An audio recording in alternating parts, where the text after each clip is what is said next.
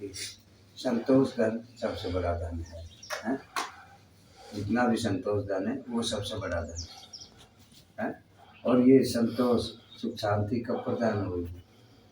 तब जीव के आंतरिक आत्मा निखर पड़े, तो उसके अंदर ऐमाल नहीं रहे, कोई अवगुण नहीं रहे, वहाँ सोते ही सुख शांति और सुखमति का निवास होता है। उतना ही बुद्धि का विकास हो जाता है, उतना ही जीव अपने अपने कारोबार में तरक्की कर जाते हैं। और जितना बुद्धि का विकास रहा तो वो कहाँ तक रहा? एक जीव बोल रहा है बाबा हमारा कोई ने कुछ कर दिया, अरे कौन कहीं कर दिया।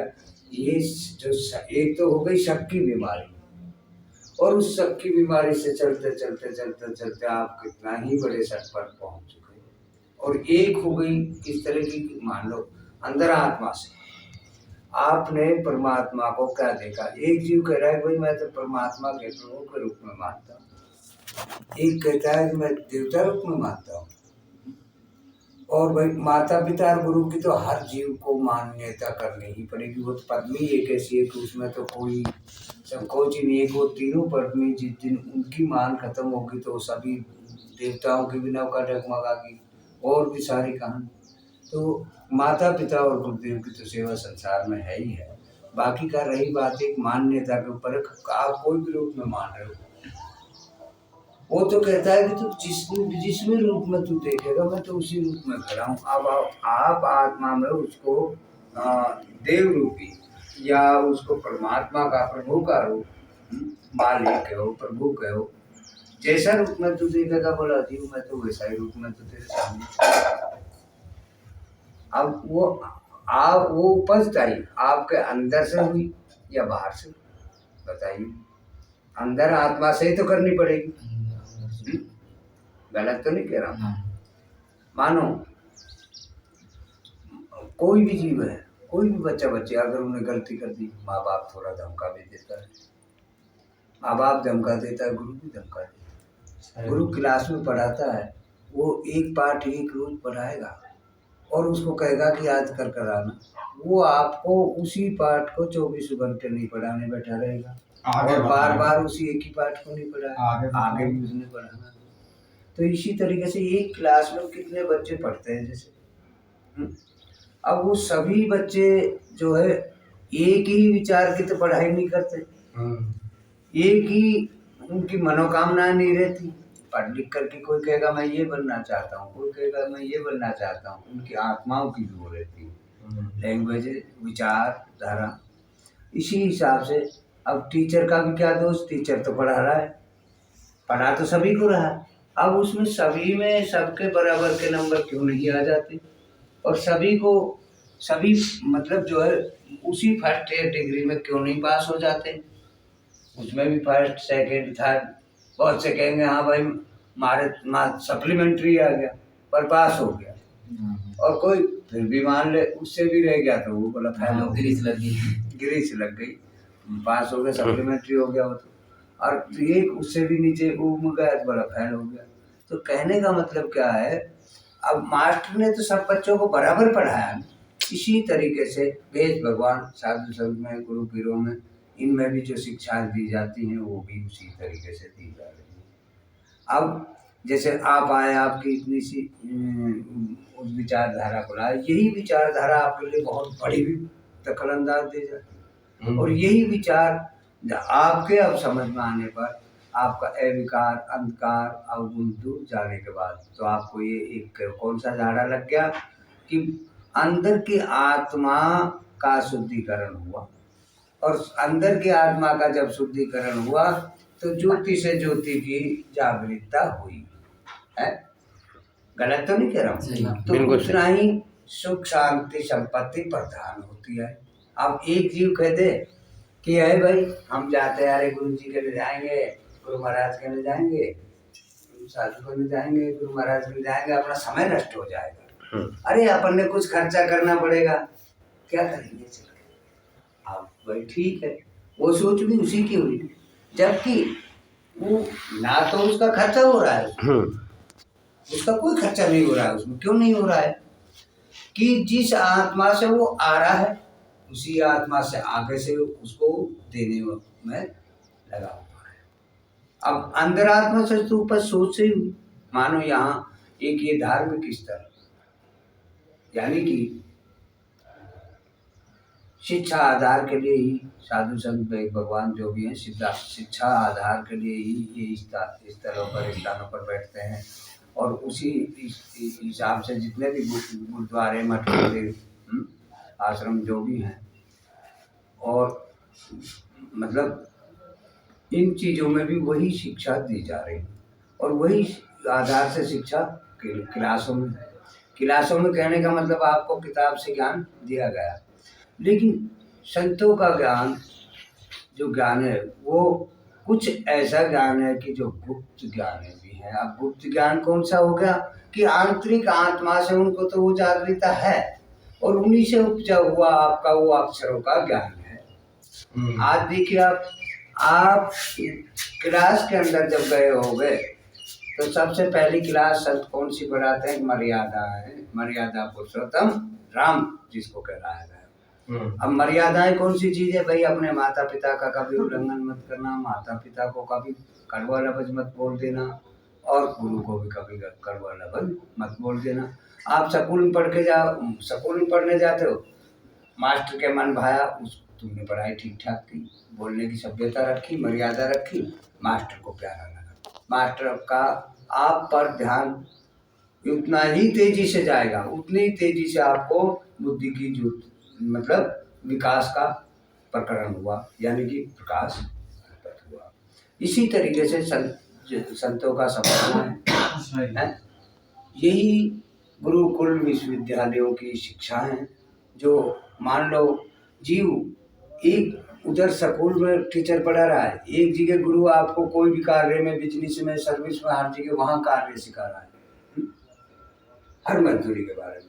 फिर भी आप उलझते हो तो आपको शास्त्रों द्वारा, ग्रंथों द्वारा समझाया गया, लेकिन फिर भी जीव में उलझ में रह गई तो किसी संतों की शरण जाया जा रहा है। वहाँ फिर आपको वहाँ से भी जाके, यानी कि वहाँ छलनी लग गई पहले, फिर वहाँ छलनी लगी, फिर वहाँ छलनी लगी, धीरे धीरे धीरे धीरे उस आत्मा का वो अहंकार, वो अविकार, वो कचरा छन जाता है और वो छलने के बाद में जीव में शुद्धिकरण होता गया, यानी कि वायु रोग का प्रदूषण दूर गया। वायु रोग भी तो उसी तरीके से उत्पन्न है। मान लो एक जगह आपको कौन सी ठंडी लग गई, साहब जुकाम लग गई, फिर कह रहा है कि बुखार हो गया, फिर कह रहा है माथे में पीड़ा हो गई, बुरा मत मान। उसी कोई कह रहा है मेरे को शुगर हो गई, कोई कह रहा है बवासीर हो गई, कोई कह रहा है वो हो गई, ये सब क्या है? वायु रोग है। कोई कह रहा है मेरे को वादी हो गई, तो ये क्या है? सब वायु रोग है। अब इन वायु रोगों का जो इस प्रकरण द्वारा तो ये झाड़ा है, यही वायु कहने का मतलब अपने जो बातचीतें चल रही है उनका उतना जीव ने विचार अमल किया तो उतने विचार बढ़ गए जीव के, तो इतनी वो वायुएं दूर हुई तो प्रदूषण दूर गया, यानी कि वो प्रदूषण दूर हो गया। सही बात। तो विचार शुद्ध हुआ तो शांति मिली। जो कहते थे सुख संपत्ति मिलनी चाहिए है, तो वो सुख संपत्ति तो बच्चे ही आधार से है।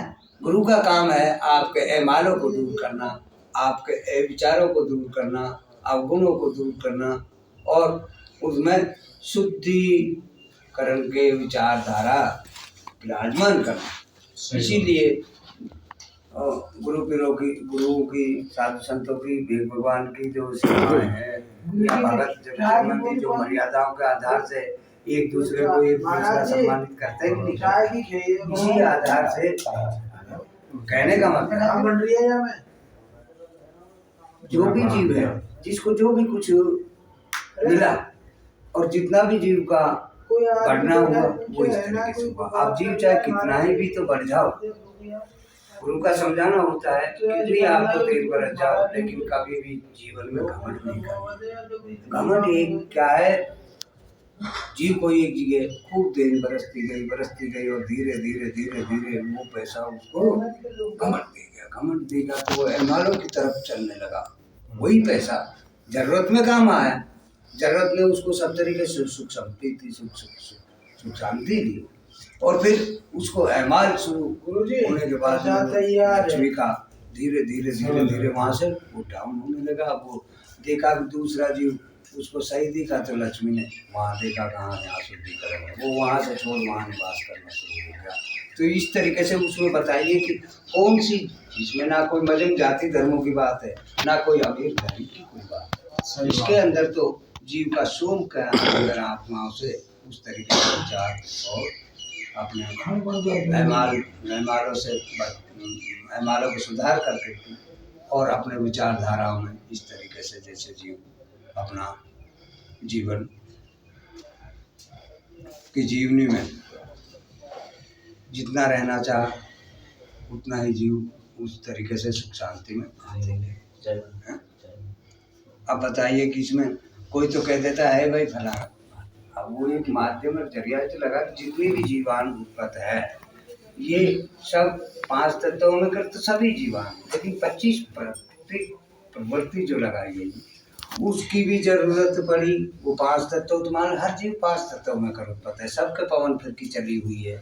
और उस पवन फिरकी में अपने जो वायु प्रदूषण में जरा सा भी कोई डिफेक्ट आ जाती तो ऐसे समझो जैसे गाड़ी में कोई पुर्जे में गड़बड़ी आ गई, फिल्टर में आ गई या पंखे में आ गई या कहीं भी आ गई, तो अपने ये जो वायु प्रदूषण होते हैं उनके कारण से ही जीव के अंदर समझो कि अपने शारीरिक के अंदर 206 नशा जाल है। 206 नशा जाल के अंदर से कोई से भी नशा जाल में आप जरा सी भी कोई डिफेक्ट आए तो वहीं से रोग उत्पत्ति शुरू हो गया। और वो सब क्या है, वायु रोगों का आधार और विचारधाराओं का है। अब बताइए कि इन चीज़ों में जीव कह देता हाँ मेरा पता नहीं कैसा समय, अरे फलानी बात, अरे इतने में क्यों पढ़ते हो? आपने देखा जीव कह देता है कि भाई एक सतयुग, द्वापर, सतयुग, कलयुग।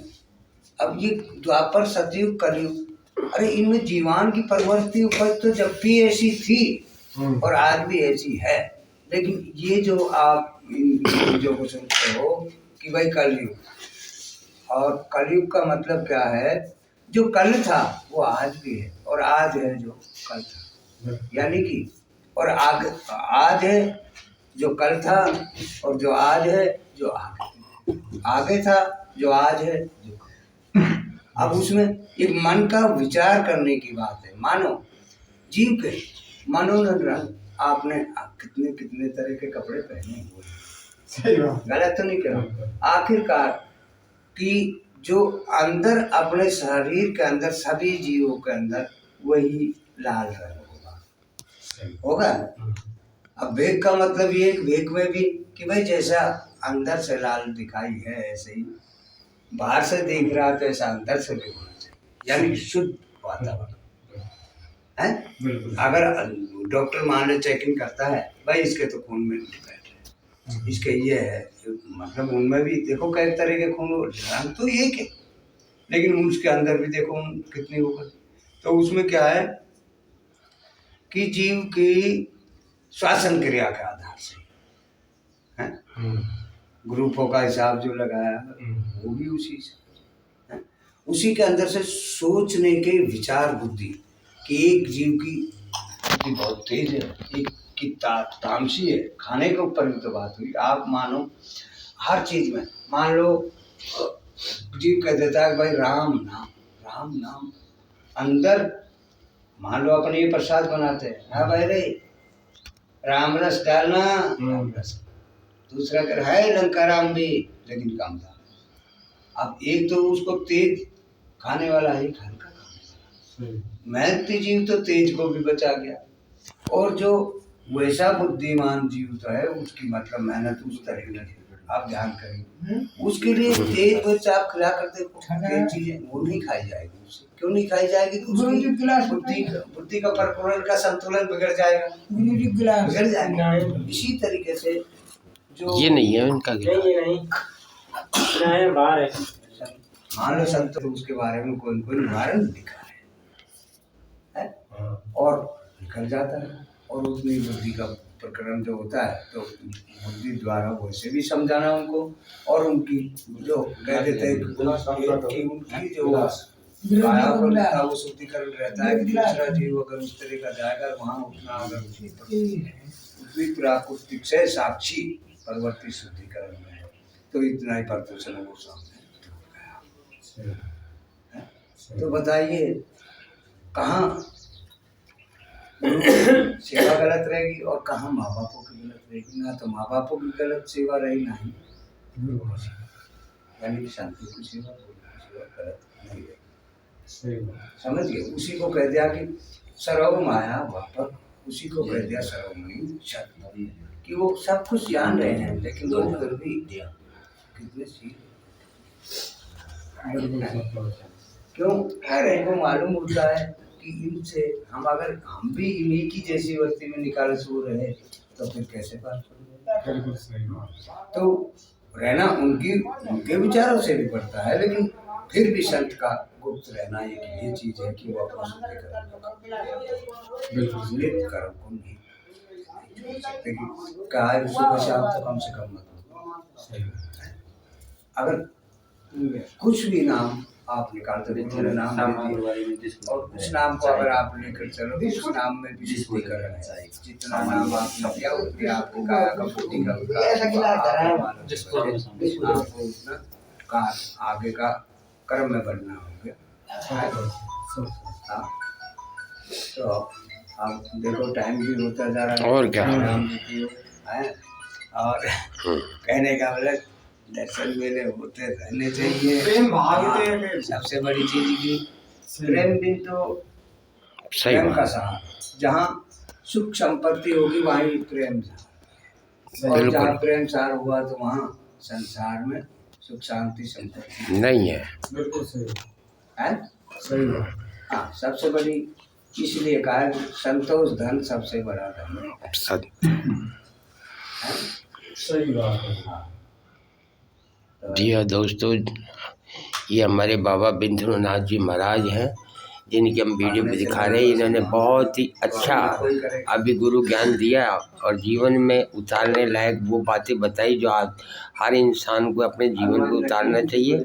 और इन्होंने बहुत सी हमारी वीडियो में इन्होंने जो स्पीच दिए वो वास्तव में सुनने लायक स्पीच है। और अब जो बाबा ने जो बताया है जीवन के बारे में, क्या इंसान को अपने को किस प्रकार इस पथ पे चलना चाहिए। हर इंसान का एक ही लक्ष्य है कि हमें आगे बढ़ें और माता पिताओं की सेवा करें और अपन खान पान वगैरह सही ढंग से एक दूसरे का अच्छा व्यवहार करते हुए अच्छा जीवन यापन करें। हमारे श्री 108 श्री बाबा बिंद्रनाथ जी महाराज हैं, जो कि यहाँ इनका आज से करीब 20-25 साल 15-20 साल पुराना स्थान है, जो इन्होंने हमने जो दिखाया हमारी वीडियो में। ये वीडियो का हमारा फर्स्ट पार्ट और सेकंड पार्ट में हमने वो वीडियो दिखा दी। थैंक यू, नमस्कार, जय हिंद, जय भारत। हम आपको मैं अलवर यूट्यूब चैनल से आपको ये वीडियो दिखा रहा हूँ दोस्तों। इसी प्रकार हमारी वीडियो आपको आती रहेंगी साधु संतों की, और इसी प्रकार संतों की वाणी हम आपको सुनाते रहेंगे और दिखाते रहेंगे। हमारी वीडियो को लाइक करें, शेयर करें, सब्सक्राइब करें और हमारी वीडियो को एक बार बेल घंटी आवश्यक प्रेस कर ले। थैंक यू, नमस्कार। मैं NR Meena Alwar, my YouTube channel मैं अलवर हूँ। थैंक यू, जय हिंद, जय भारत।